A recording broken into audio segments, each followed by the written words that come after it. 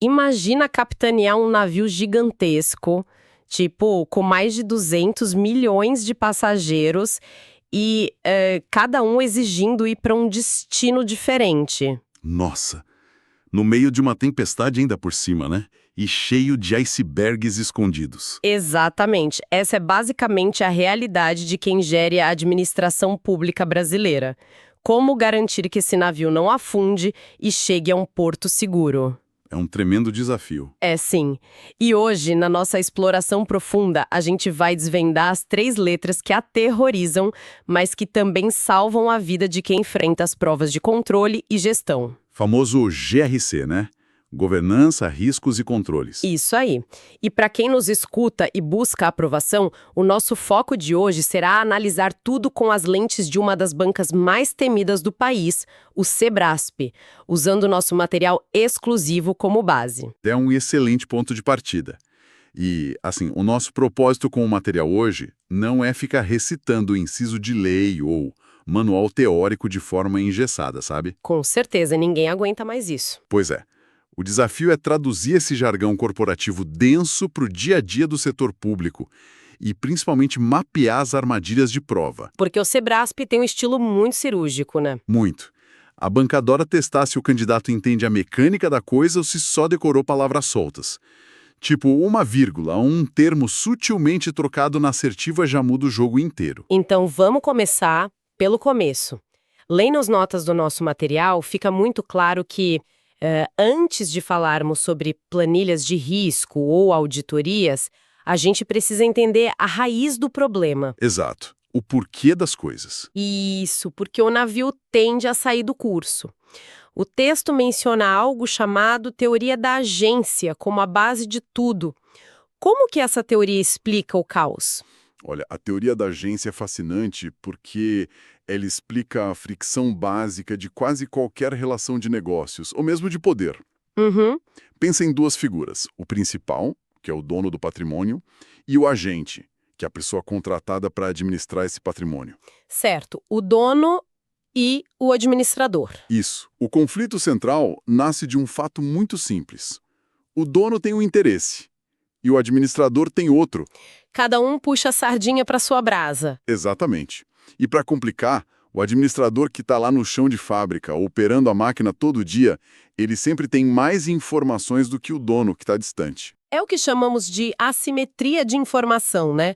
O agente sabe onde os problemas estão escondidos, enquanto o principal só recebe aquele relatório bonitinho no fim do mês. É bem por aí. No setor privado, a governança corporativa surge justamente para alinhar isso. O principal lá são os acionistas que buscam lucro, sustentabilidade. Que é complexo, mas o norte é claro e dá para medir. Exato. Agora, quando a gente traz essa teoria para o setor público, a dinâmica vira um monstrinho muito mais assustador. O principal deixa de ser um grupo de investidores fechado. Passa a ser a sociedade inteira. A sociedade inteira. E a sociedade está longe de ser um grupo com interesses alinhados, né? Nossa, nem me fale. Uma parcela dos cidadãos exige, sei lá, mais intervenção do Estado, hospitais de ponta. Aí outra parcela já quer um Estado menor, redução drástica de imposto. Pois é. Como o Estado, atuando como agente, consegue agradar um principal com demandas tão conflitantes assim? Deve ser um pesadelo. É justamente por causa dessa multiplicidade de interesses que é preciso um sistema muito robusto. E aí entra a definição clássica do Tribunal de Contas da União, o TCU. Que é parada obrigatória em qualquer prova para quem está focado na aprovação. Obrigatória. Para o TCU, a governança no setor público compreende os mecanismos de liderança, estratégia e controle. Liderança, estratégia e controle. Anotado. E o objetivo dessas 3 engrenagens é avaliar, direcionar e monitorar a gestão pública.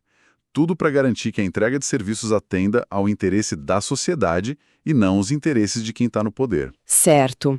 Avaliar, direcionar e monitorar. Mas me quire uma dúvida que costuma confundir muita gente. Inclusive eu fico atenta a isso. Manda. Se a governança estabelece a estratégia e direciona o navio, ela é quem pilota o leme? Tipo, a governança coloca a mão na massa e executa a política pública? De forma alguma.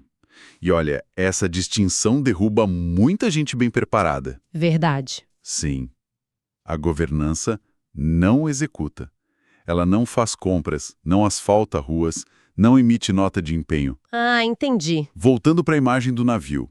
A governança é a estrutura que fica lá na varanda, na ponte de comando com o binóculo olhando o horizonte, definindo a rota. Ela só direciona, então. Exato. Quem desce para a casa das máquinas, alimenta as caldeiras e faz o navio se mover fisicamente é a gestão. A governança direciona, a gestão executa. Uma separação clássica, né? E por falar nisso, eu vejo muito no noticiário e até em debate técnico o pessoal usando governança e governabilidade como se fosse a mesma coisa. Nossa, o tempo todo. Para o examinador do Sebrasp, são sinônimos. Longe disso.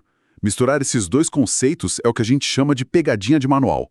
A governança, como acabamos de ver, é a capacidade administrativa, financeira e técnica de entregar políticas públicas. É a eficiência da máquina funcionando. Exatamente.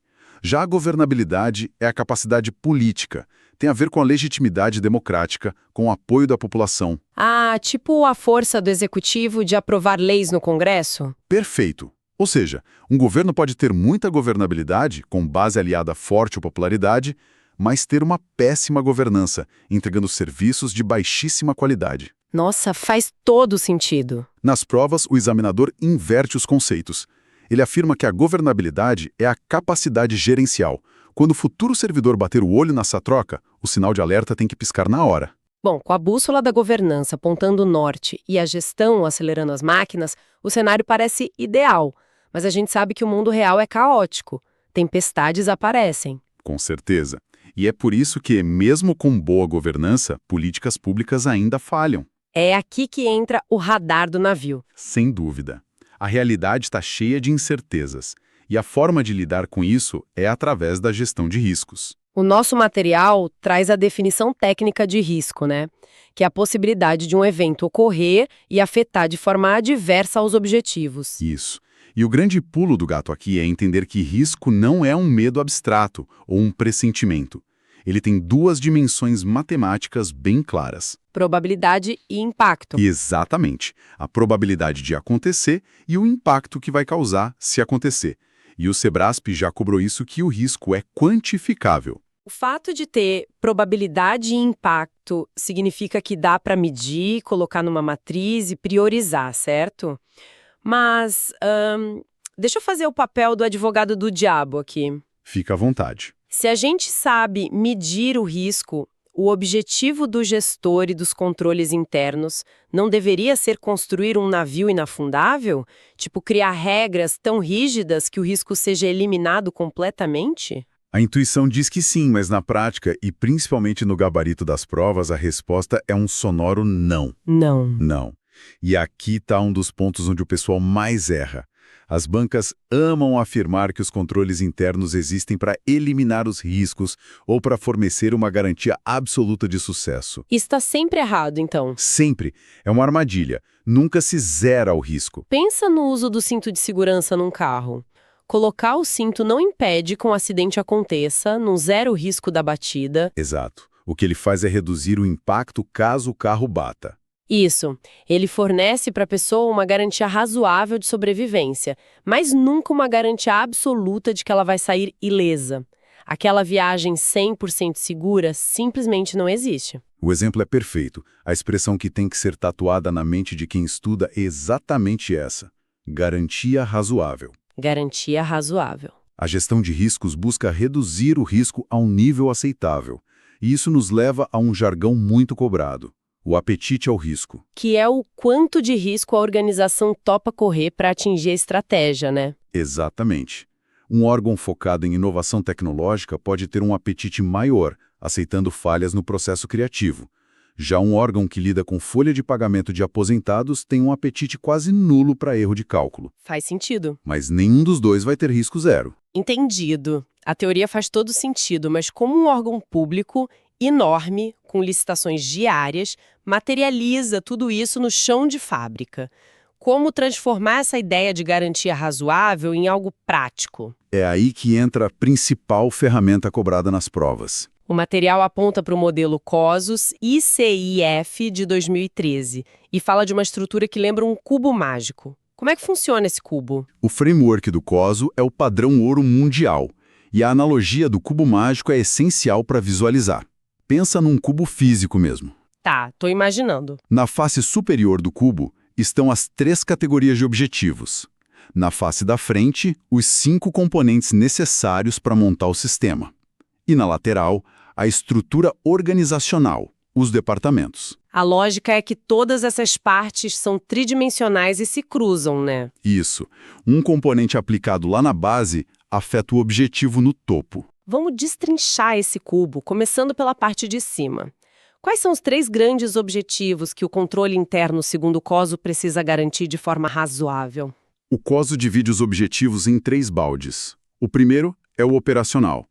Trata da eficácia e eficiência das operações do dia a dia e da salvaguarda contra a perda de ativos. Operacional, ok. O segundo é o de divulgação, ou reporting. Garante que qualquer informação gerada seja confiável e transparente. E o terceiro é o de conformidade, o famoso compliance, que é o cumprimento rigoroso das leis. E aqui, pelo que o material destaca, mora um perigo enorme. Uma daquelas pegadinhas feitas sob medida pelo Sebrasp sobre a tal da salvaguarda de ativos. Ah, essa é clássica. Porque, assim, proteger o patrimônio público contra furtos ou uso inadequado. A intuição de qualquer pessoa gritaria. Bom, proteger um bem contra roubo é questão de seguir a lei, não cometer crimes. Logo, é conformidade. É exatamente o que a banca espera que o candidato pense. O examinador coloca salvaguarda de ativos do lado de cumprimento de normas só para induzir ao erro.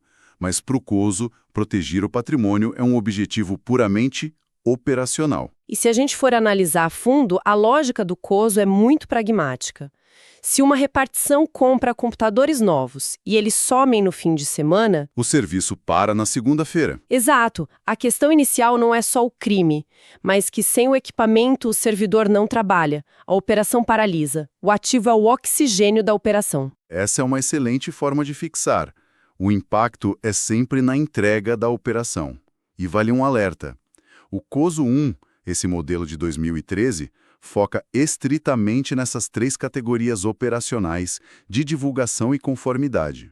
Ele não tem uma categoria de objetivos estratégicos, né? Não possui.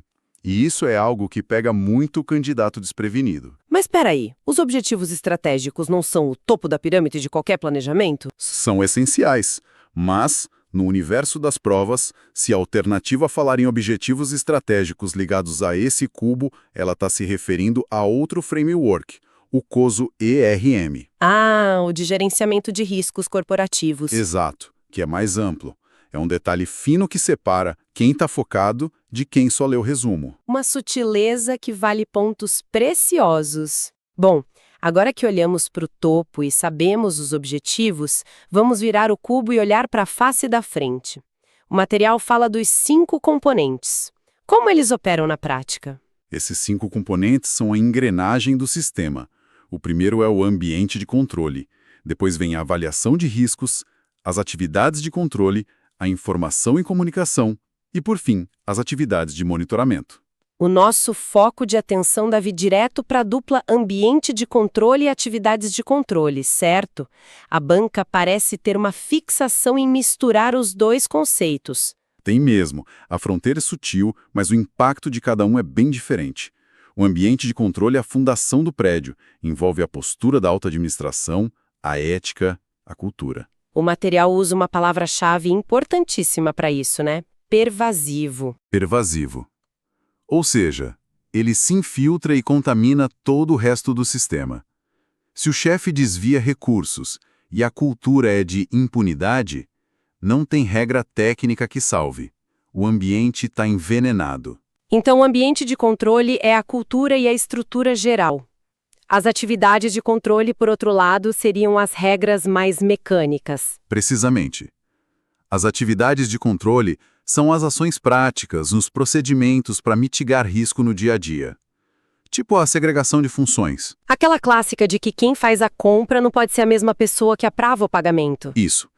Ter um código de conduta exigindo ética é o ambiente de controle.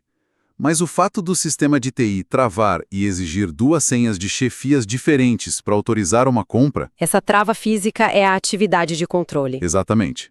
A distinção derruba muita gente. Perfeito, ficou bem claro. mas ainda faltam 3 componentes na face da frente do cubo.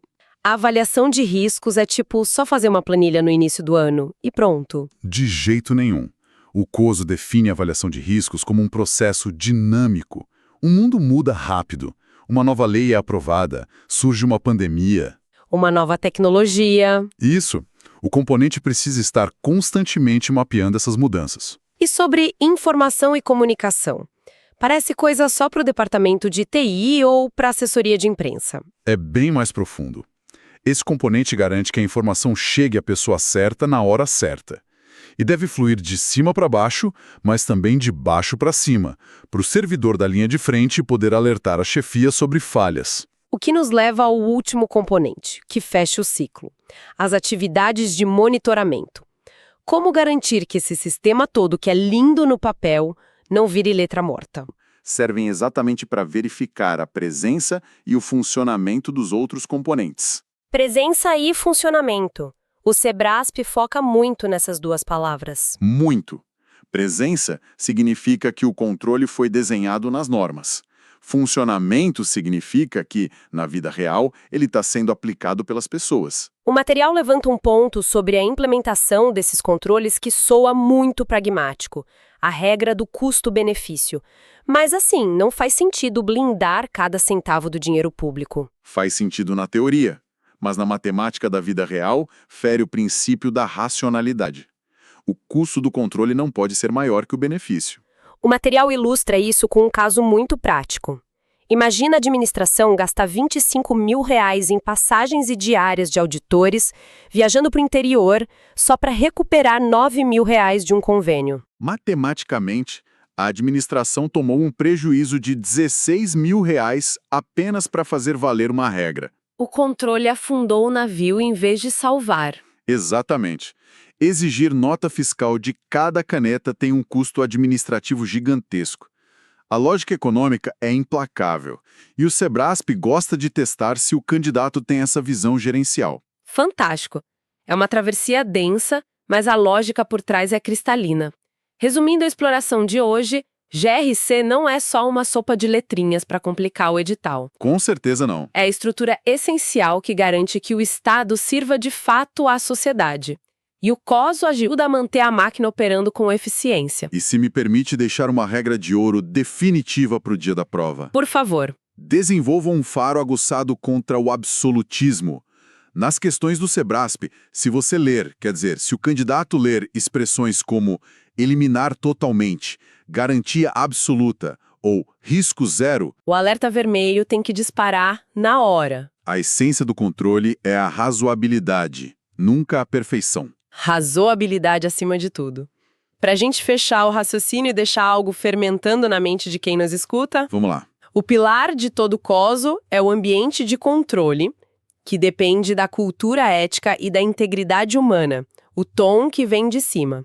Mas, com os avanços tecnológicos, a gente caminha rápido para um cenário onde decisões de políticas públicas e fiscalização vão ser geridas por inteligência artificial. Uma transição que já começou a acontecer, né? Exato. E a grande questão que fica é como a sociedade, o principal, vai poder auditar a ética e o tom que vem de cima de um código de programação. Nossa, excelente ponto. Se o agente executando a política deixar de ser um humano falho e virar um algoritmo impenetrável, será que a teoria da agência vai precisar ser reescrita? É um debate que certamente vai dominar os próximos editais. Precisar de um novo framework de governança só para as máquinas. Fica aí a reflexão e, por enquanto, no nosso oceano atual, o segredo é manter o radar ajustado nas pegadinhas, dominar a teoria e navegar com firmeza. O tempo investido em destrinchar esses jargões é o que garante os pontos cruciais no concurso. Isso mesmo, muito foco nos estudos. Até próxima exploração profunda?